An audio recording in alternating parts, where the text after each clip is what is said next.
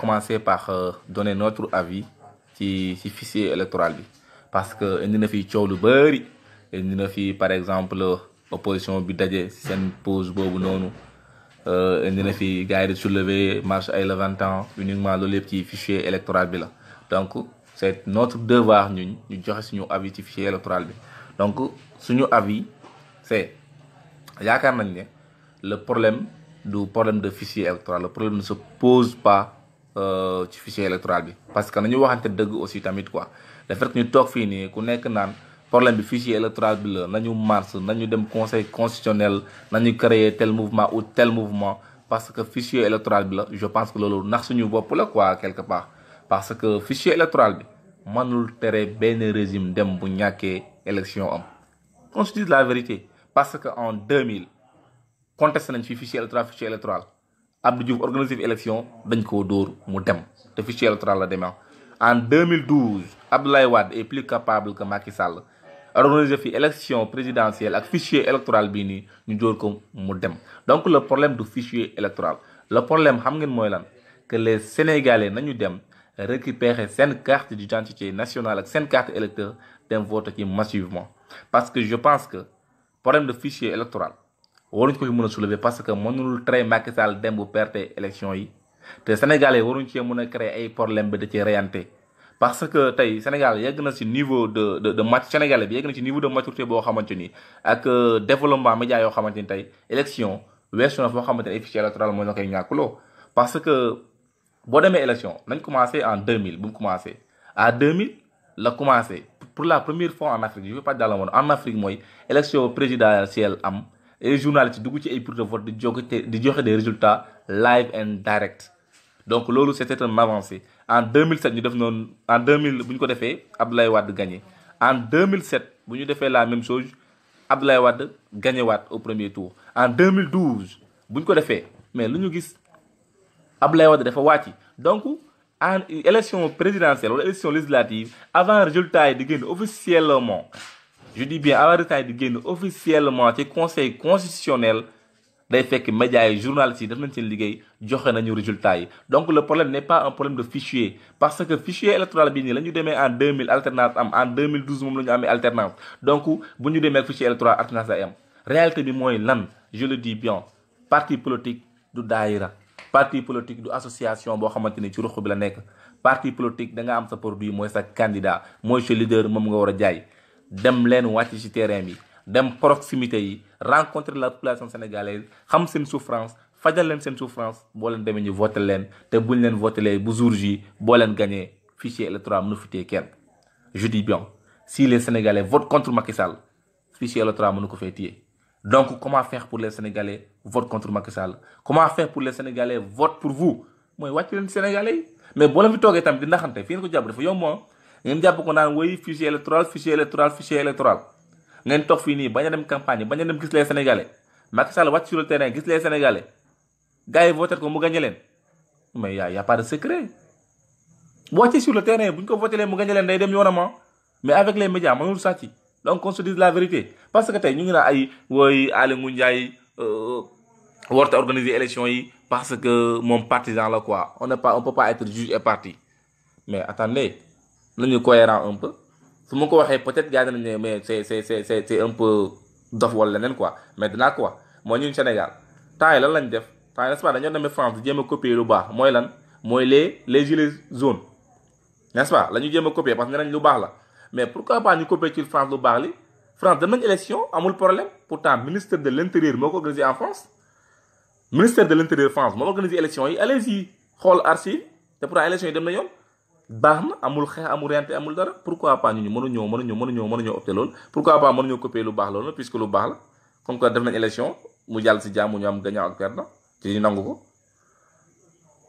donc ça y a pas de problème foofu on n'en disconvient même pas man je pense que le débat n'est pas là le débat du mars bu kenn dem fenn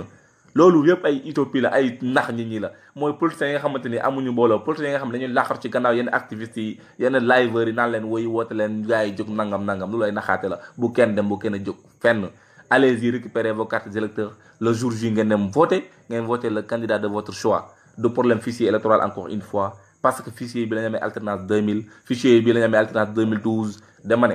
quand les gens décideront d'éjecter Macky Sall de la siège présidentielle kenn mënu ci dara donc bu kenn marche bu kenn génn n'est-ce pas message boobu noonu laa doon lancé foofu noonu maintenant je vais en venir ci souffrance u sénégalais yi quoi dans les profondeurs du pays parce que ñun yàlla ñu jàppale ñu nekk ay pigeons voyageurs dañuy dugg fépp ci dëkk bi tey dëkk bi métti na métti boo xamante ni sénégalais dund boo xamante ni boo ñëwul teg ko sa bët buñ la ko waxee doo ko gëm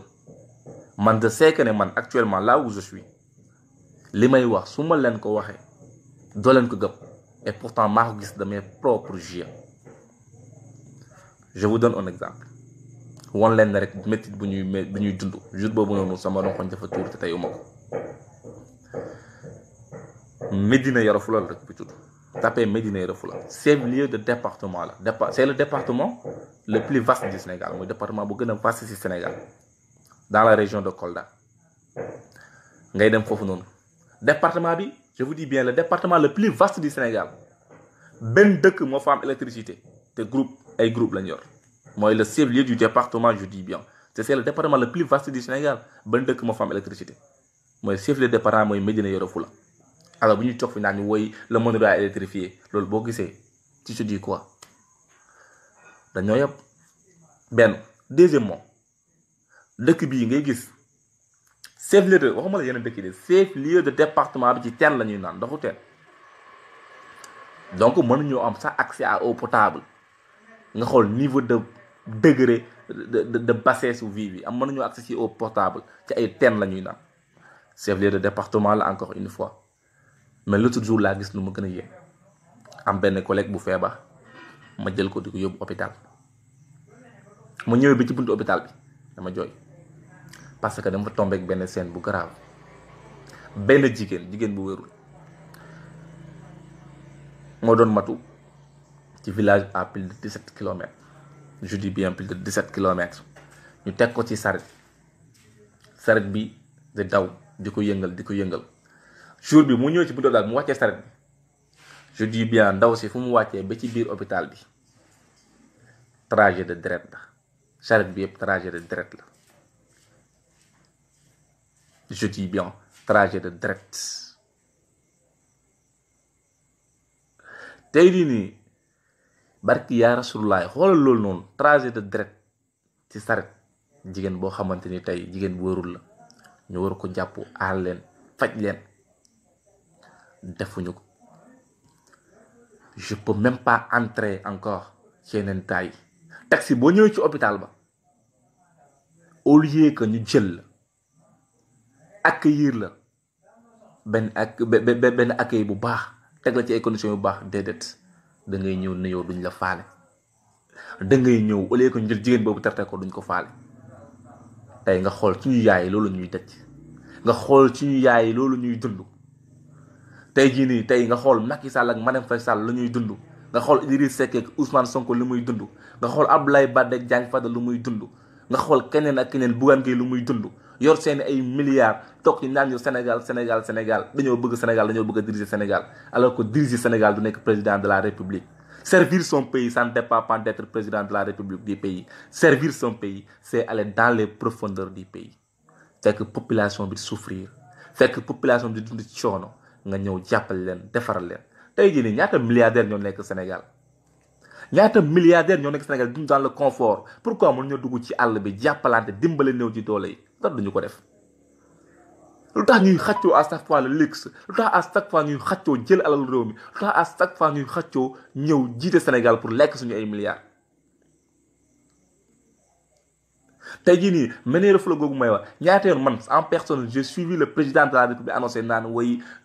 voie Kolda Médina Yoro Foulah lañ koy goudronné voie Kolda Patta lañ koy goudronné mais dara amu ci depuis 4 ans ñu koy annoncé c'est pas vrai ça n'existe pas amul lenn loo xamante ne defar nañ ko fi mënuma sax dugg ci palaaw quotidien la ñuy lekk parce que je pense que ne c'est pas un peu respectueux ma koy wax ñu ci internet je dis bien waaw Souleymane y a pas de problème tu n'as qu'à demander boo ma envoyé demande bi naa la ajouté nga intervenir ci live bi loolu c'est pas un problème Donc je veux même pas entrer ci plat quotidien ay nit parce que ay nawle lañ tamit yenn yi mënuma ko fi wax. Je dis bien yenn yi mënuma ko wax parce que mënuma citer seen ay plat mais c'est dérisoire. Scolarité encore une fois quand je vois ay nit ñu naan woy abri provisoire yi dañ koy di nangam damay je dis bien abri provisoire à part Médina Yoro Foulah encore une fois chef lieu de département dëkk boo dem école bi abri provisoire la dëkk boo dem école bi ay abri provisoire la amul benn salle de classe construite te nee naa leen ak je vous dis mooy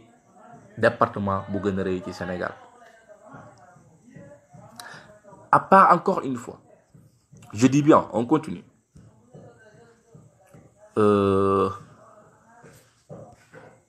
Souleymane Amadou maa ngi lay jéem a ajouté mais ça ne marche pas mën nga ma envoyer demande quoi bu nekkee ne kii nga quoi. Voilà donc nga jóge foofu noonu tey ñu jàllaat ma jóge zone sud bi n'est-ce pas waaw Njawar envoyé na demande ok attends Njawar xaaral ma ajouté la voilà ajoute encore Njawar nga jóge fii nii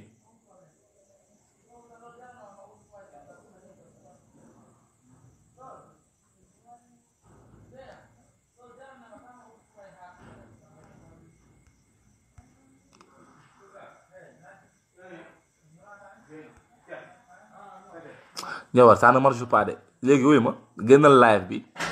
live bi nga dugaat après nga envoyé ma ko parce que instant yi nii ma nekk nii su ma ajouté à chaque fois da koy rejeté donc génnal nga ñëwaat après nga envoyé waat ko. Voilà je disais que ne tey nañ fi jógee tey ñu dem dans le Saloum dans les profondeurs du Saloum encore foofu aussi ay pères de famille ñoo fa nekk ay pères de famille yoo xamante ni très brave je dis bien ay pères de famille yu brave très brave tey jii nii nga jógee foofu noonu ñoom lu ñuy dundee mooy agriculture. Je pense qu'il y a un frère moom Diop bu may suivre moom mun na ma seede quoi dans le Saloum département de Nioro département de Kaolack bay la ñuy dundee bu nawet bi jotee parents yi dañuy jël lépp lu ñu yor investir ko ci tool yi bay loolu ñuy bay bu ñoree en octobre novembre ca la ñuy jaay inscrire seen doom à l'école jënd leen fourniture jënd leen ay yére la ñuy def ñu koy dundee di suturloo di avancé mais daa am ik bu ci am ik bi mooy lan tey parents yooyu li nga xamante ne moo leen dundal moo leen di avancé loo bu ñu demee benn privé leen ko y a problème parce que actuellement parents yi dañuy bay benn nawet wàcc yor seeni gerte teg ko bugg ko jaay du jar te ce qui est plus écœurant mooy les ministres de l'agriculture ay Moustapha Cissé Lo ñuy wër ci dëkk bi wër ci télé yi naan ay Macky Sall la jël gerte ay 210 ak 250 francs alors que ça c'est pas vrai gerte gi jarul jënd ñu ko je dis bien c'est pas vrai ça n'existe pas gerte gi jarul jënd ñu ko parents yooyu ñu ngi dund ci ay situation yu précaire dara gënul métti nga yaakaar ci dara teg ko nga bëgg ko jaay jarul xam nañ koy mujj jaayee nañ koy mujj jaayee mooy parents yooyu noonu dañuy dem ci marché noir bi loo xam ne ay 250 lañ ko waroon a jaayee bu ñëmee ci marché noir bi ku leen fay 125 francs ñu jaay ko pourquoi je les blâme pas parce que li nga xam ne sa survie ci la nekk boo ko jaayee loo dund sa njaboot di dund nga jaay ko suturloo ko moo gën nga toog di xaar leen loo dul jot alors politique gouvernement bi la wala dañoo respecté wul paysans yi reste à voir pour man je pense que dañoo respecté wul paysans yi parce que bu ñu leen respecté woon loolu du am en plus politique bi mooy lan il faut les appauvrir comme ça suba nga mën dem jox leen saako ceeb suba nga dem jox leen bidon diwlin comme ça nga mën leen récupérer politiquement dama ne je dis pas voter tel je dis pas voter contre mais chers parents utiliser leen seeni xel bañ leen ku leen ñëw di leen noot di leen nax ku leen defal ànd leen ak moom ku leen defalul bu leen ànd ak moom parce que nooteel bi dafa doy Sénégal dafa toll foo xamante ni opposition bi au lieu que ñu jóg di liggéey di ànd ak population bi dañuy xaste pouvoir bi au lieu que ñuy liggéey dañuy tontu ay xaste loolu amul benn njëriñ sénégalais fa lañu leen pour na ngeen di xaste wante ki tontu wante dañ leen ngeen liggéeyal la population sénégalaise moo ëpp njëriñ fuuf xaste wante bi ngeen nekkee sur la toile te ngeen xam ne le Sénégal ne se limite pas à Kaolack ville Thiès ville Dakar ville Mbour ville non non non le Sénégal des profondeurs te ku fi falu Sénégal des profondeurs moo la fal boo leen joxoo cër rek ngeen am la ngeen bëgg boo leen joxul cër doo leen am la ngeen bëgg Ndiawar xaaral ma ajouté waat la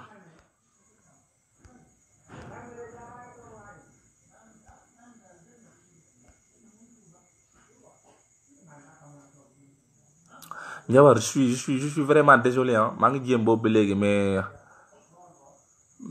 ba léegi mais demul ah j'ai tout fait xaw ma lan moo tax ah.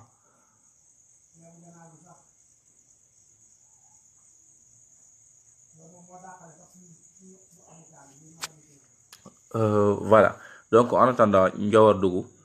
parce que tey métti na métti boo xamante ni tey ñun sénégalais ñoo war a jóg ñun doomu sénégalais ñoo war a jóg taxaw si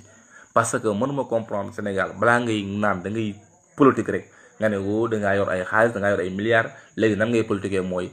da ngay laaj nan ngay politiquer mooy da ngay jóg automatiquement ne oui je veux être président de la République Sénégal politique vous savez comment ça devait se faire pour man politique nekkul ne yooyu jóg rek damay nekk président de la République damay déposer candidature da ngay liggéey ak sa population nga jàppale sa population nga fajal sa population seen souffrance ba population bi ñu la kat yow li ñuy defal nii ci amoo benn ndombal tànk on pense que ne boo amee ndombal tànk tey ça fera notre affaire donc baal ñu porter la au devant de la scène mais doo autoproclamer wu candidat te Sénégal le malheur mooy les candidats s'autoproclament candidats sans rien faire pour la population c'est notre malheur moo tax ma naan nañu xulli suñuy bët xool xam ku ñuy choisir day kuñ fee tëg ëllëg parce que il ne faut pas choisir par défaut. Choisir par défaut, ça reviendra ici 5 ans ci kanam ou bien d'ici 7 ans ci kanam toogaat fii di jooyaat même woy bi donc soyons prudents soyons intelligents te tamit ñu nekk ci kaw nañu xam ne le peuple d'Amba souffre ñu nekk ci kaw nañu xam ne le peuple d'Amba est meurtri métti na trop seen i côté seen dépense quotidien da cay feeñ seen santé da cay feeñ seen éducation da cay feeñ pourquoi taux de réussite bi fii nii ci éducation bi très faible très bas parce que xale jànguñu kon fii amul sax manuel école yi ngay dem amul sax manuel livre de lecture bu booy di lire amul moo tax kenn mënu fi lire y a même pas de livre de lecture dans les établissements waxuma la nag ay salle informatique waxuma la ay kii nii ay bloc scientifique je dis bien waxuma la ay bloc scientifique ok Ndiawar xaaral ma jëm la invité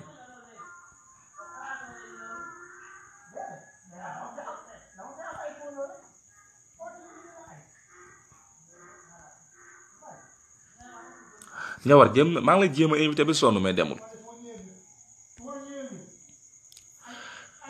voilà donc loolu mooy réalité bi en fait tey jii nii fii booy jànguñu booy xamuñu dara li xam mooy dox ci dëgg parce que dañ leen bàyyi ak ñoom ils sont laissés à eux-mêmes le gouvernement ne les supporte pas les autorités sénégalaises bàyyi ñu xel parents yi fi nekk tey boo fi ñëwee da nga yaakaar ne y a 2 Sénégal à 3 da ngay xool nit yi nga xam ne mais ça c'est diamétralement opposé ak li nekk ci kaw pourquoi te ci benn Sénégal la ñu nekk loolu mooy indi frustration mooy tax indi di fippu mais nañu yemale comprendre les ressources du pays ñu dugal leen ci intérêt du pays bi parce que boo xoolee ñuy gën a participer ci impôts yi ñu gën a fay ci impôts yi Sénégal d'Amba la c'est le Sénégal d'Amba nga wax la solution solution c'est commençant par yow pour keneen ak keneen je dis pas nañ teg fii kii nañ teg fii kii non mais képp ku fi mun a nekk na nga jël ressources yi nga partager ko à part égale ñi ci kaw am li ñuy am les Sénégalais des profondeurs am li ñuy am point final mais la solution man du ma ne jamais au plus grand jamais prenez diw ou bien prenez diw parce que je le répète tous les politiciens sont les mêmes devant mes yeux pour man que ça soit Macky Sall que ça soit Ousmane Sonko que ça soit Idriss Seck koo fi fal même sanction bi ngay am même personne bi la man personnellement la wax de sama libre pensée la keneen nag mën na penser leneen mais pour man ils sont tous pareils koo fi teg rek keneen ki ngay gis ci doxalin keneen ki ngay gis ci la mais qui est l'État nga wax c'est l'État mais qui est l'État yow tu fais partie de l'État moi je fais partie de l'État Ousmane Sonko fait partie de l'État Idriss Seck fait partie de l'État Bougane Gueye Dany fait partie de l'État donc au final c'est tous les Sénégalais donc daal message boobu laa amoon lu may lancer je pense que danaa fi arrêter live bi Ndiawar je m'excuse vraiment bëggoon naa la ajouter j'ai tout fait mujj la dem donc on se donne rendez-vous prochainement ci beneen thème ci beneen sujet ñu discuter ci incha allah merci beaucoup Biga